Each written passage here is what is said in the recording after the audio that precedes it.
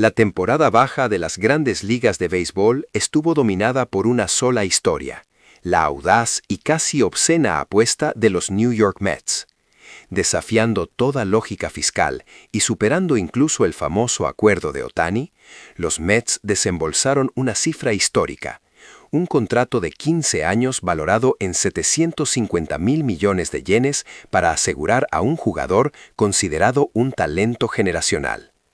Esto no era solo una adquisición, era una declaración de intenciones. Era la creencia palpable de que el dinero, finalmente, podría comprar un campeonato.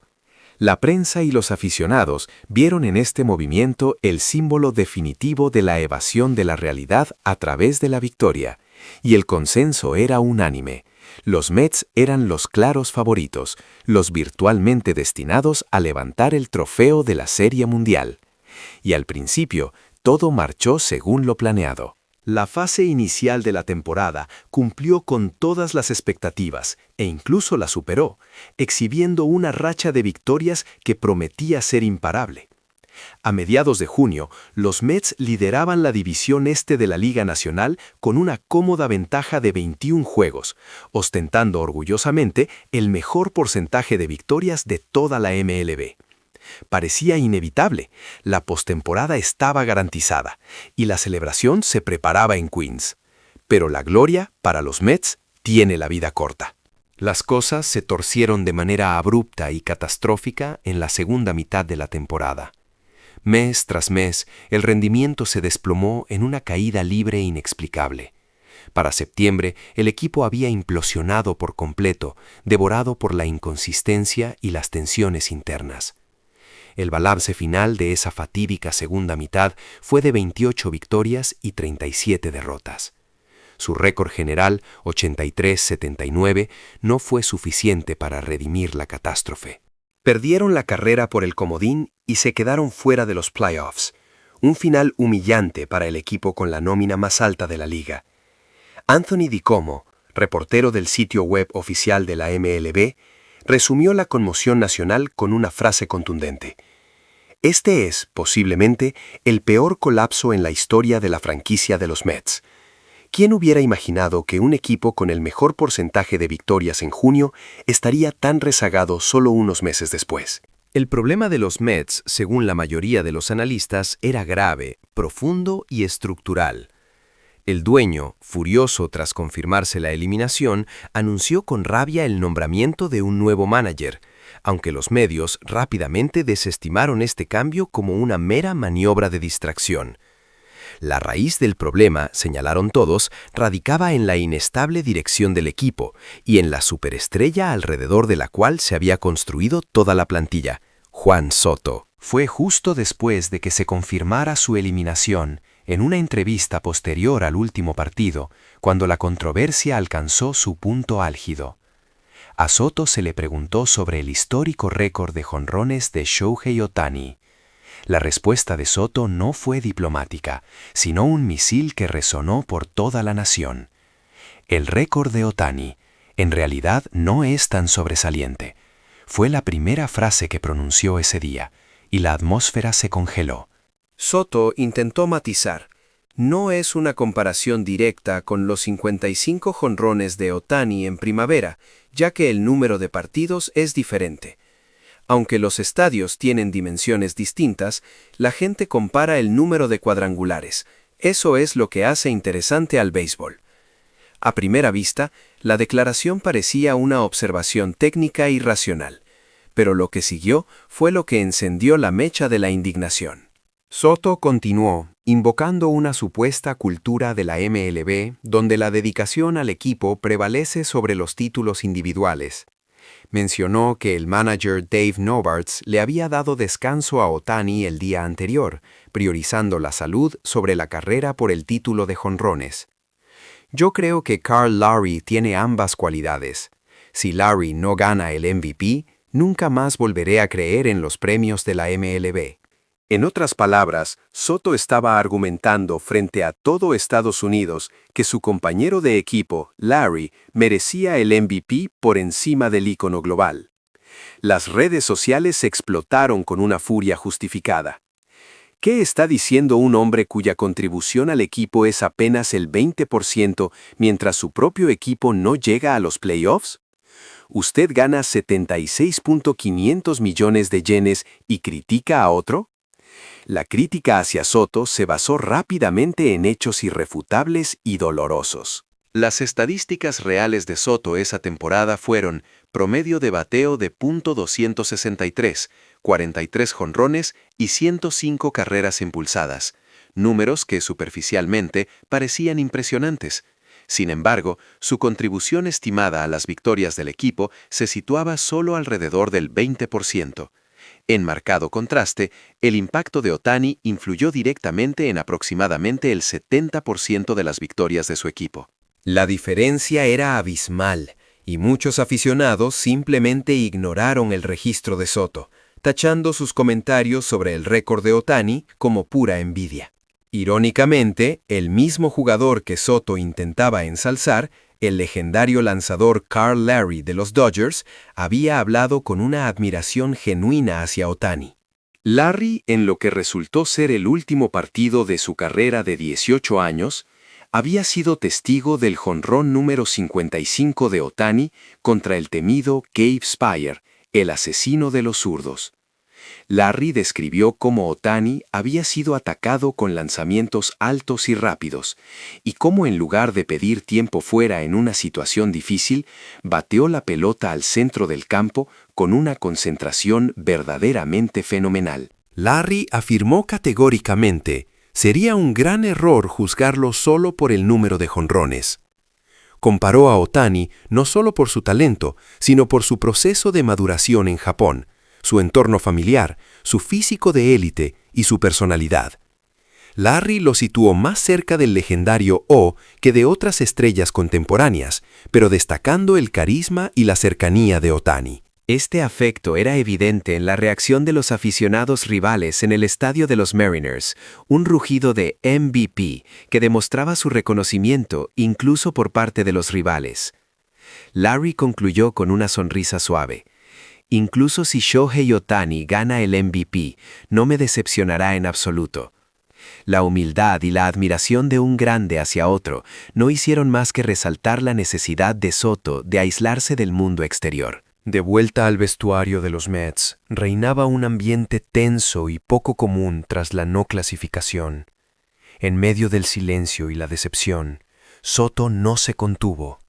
Con el rostro frío y una voz que no ocultaba su ira y frustración, fue más allá de la crítica a Ohtani y se lanzó contra la dirección. Las tácticas fueron demasiado rígidas. Especialmente el uso del bullpen, arremetió Soto, señalando al manager como un jugador problemático, cuya gestión de los lanzadores en la segunda mitad había roto el ritmo del equipo. Pero su crítica no se detuvo en el entrenador. Argumentó que había demasiados jugadores fuertes en el papel que no estuvieron a la altura en el campo. El colapso de septiembre, afirmó, fue el resultado de la complacencia general del equipo. Y en ese entorno tóxico, Soto se atribuyó el mérito de su propio desempeño. Al menos yo lo demostré. Ganar el título de jonrones de la Liga Nacional con 43 no es una casualidad. La inversión de los Mets en mí no fue un error. Finalmente lanzó una provocación que sugería su posible salida. Si esta organización no puede maximizar mi potencial, el problema no soy yo, sino la organización misma. Estas palabras se convirtieron en el símbolo de la turbulenta temporada y abrieron la puerta a la especulación de su partida. El dueño de los Mets, dándose cuenta de la gravedad de la situación, ordenó inmediatamente a los medios que no volvieran a entrevistar a Soto y, según fuentes, lo llamó personalmente para advertirle con dureza que debía guardar su ego para sí mismo. Poco después, en una conferencia de prensa, el manager recién nombrado, el manager Mena, reveló la cruda verdad. Intenté guiarlo y educarlo. Quería que sintiera que los Mets eran un hogar y un lugar donde podía crecer. Mena detalló el apoyo que le había brindado, pero su rostro se ensombreció rápidamente. Simplemente no pude cambiar su personalidad arrogante. El manager Mena fue franco y lapidario. Más vale talento con humildad que 3 talentos con soberbia. Si eres arrogante y te jactas de tu talento y a los demás no les agradas, ese talento simplemente debe ser eliminado. Fue la amarga confesión de un entrenador que había puesto demasiadas esperanzas en una joven estrella. Mena usó entonces el ejemplo de Otani para contrastar la situación. El talento de Otani es innato, pero el entorno japonés nutrió su espíritu, su sinceridad y su humildad. Por eso, Otani no solo es respetado, sino amado en Estados Unidos. La combinación de talento y humanidad ha convertido a Otani en un ícono global del béisbol. Mena suspiró antes de finalizar. Quiero que el mundo exterior entienda que el béisbol no se trata solo de números, se trata de compañerismo, humildad y humanidad. Estas son las cosas que te llevarán más lejos que a nadie. Esta situación nos deja mucho que reflexionar. 43 jonrones, un contrato de 76.500 millones de yenes, el salario más alto de la historia. Resultados impresionantes, pero no fueron suficientes. Cuando el equipo se desmorona, criticar a otros y aferrarse a la propia postura, eso solo te gana la ira de la gente. Mientras tanto, Shohei Ohtani recibe el premio MVP, honrado en su país y elogiado por sus rivales, no solo por su talento, sino por su carácter. Las palabras emotivas de Katosaka, el elogio sincero de Larry y la reacción severa del manager Mena apuntan a lo mismo. El talento es necesario en el deporte, pero hay cualidades aún más picales: la humildad, la honestidad, la dedicación al equipo y la calidez humana. Por eso, Shohei Ohtani es amado en todo el mundo. Esperamos que Soto aprenda esta lección y que nosotros también lo hagamos. Este doloroso episodio nos obliga a reflexionar profundamente, pues 43 jonrones y un contrato histórico de 76.5 millones de yenes, el más alto jamás pagado, resultaron ser insuficientes. Cuando el equipo se desmoronó, Soto optó por señalar a otros y reafirmar su propia posición, una actitud que le valió la ira de la nación, mientras que Shohei Ohtani recogía su premio MVP en casa, vitoreado incluso por sus rivales, porque su carácter, no solo su talento, era lo que realmente se valoraba. Las palabras lacrimógenas de Carr, los elogios sinceros de Larry y la severa reacción del manager Mena apuntan a lo mismo. El talento es necesario en el deporte, pero hay cualidades aún más vitales: la humildad, la honestidad, la dedicación al equipo y la calidez humana. Por eso Shohei Ohtani es amado en todo el mundo. Esperamos que Soto aprenda esta lección y que nosotros también lo hagamos. Inmediatamente después de quedar eliminados de la postemporada, un aire de anormalidad asfixió el vestuario de los Mets. En medio del silencio y la decepción, fueron las palabras de Soto las que más capturaron la atención. Su rostro frío, su voz sin disimular la frustración y la rabia, arremetió. Las tácticas fueron demasiado rígidas. Criticó la gestión, lamentando especialmente el uso de los relevistas en la segunda mitad de la temporada, que según él rompió el ritmo del equipo. Una decisión que, aunque había sido previamente anunciada, llegó a destiempo. Sin embargo, su crítica no se detuvo en el cuerpo técnico. Aseguró que había demasiados jugadores que lucían fuertes en el papel, pero no se desempeñaban en el campo, concluyendo que el colapso de septiembre era producto de una autocomplacencia colectiva. Soto se autoexaltó por su rendimiento individual. Yo al menos lo probé. Ganar el título de jonrones de la Liga Nacional con 43 no fue casualidad. La inversión de los Mets en mí no fue un error. Finalmente, lanzó una declaración desafiante. Si esta organización no puede maximizar mi potencial, el problema no soy yo, sino la organización misma. Estas palabras incluso abrieron la posibilidad de su salida y se convirtieron en un factor icónico de aquella tumultuosa temporada baja. Pero el verdadero terremoto mediático ocurrió cuando Soto fue cuestionado en una entrevista sobre el récord de Ohtani, justo después de la catástrofe de los Mets. con una calma glacial que contrastaba con la furia que hervía en el ambiente, declaró: «El récord de Ohtani, en realidad, no es tan sobresaliente». Soto intentó racionalizar rápidamente. Comparar los 55 jonrones de Ohtani esta primavera no es una comparación directa debido a la diferencia de partidos jugados. Aunque el tamaño del estadio es diferente, la gente compara los jonrones. Eso es lo que hace que el béisbol sea divertido. A primera vista, la declaración parecía tener una base técnica, pero lo que siguió fue lo que desató la controversia nacional.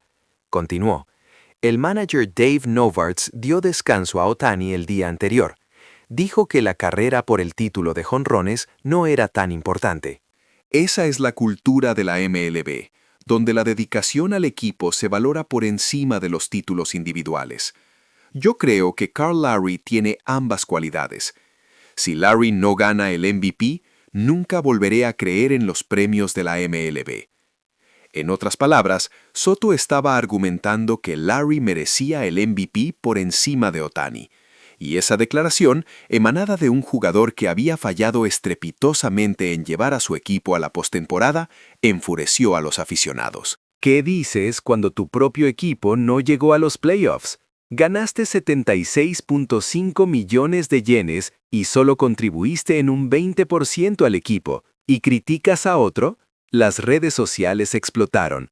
Las críticas contra Soto eran irrefutables. Sus estadísticas eran superficialmente buenas, pero su contribución a la victoria del equipo se estimaba en apenas un 20%, mientras que el impacto de Ohtani influía directamente en casi el 70% de las victorias de su equipo. Ignorar esto y desestimar el récord de Ohtani fue visto universalmente como celos puros.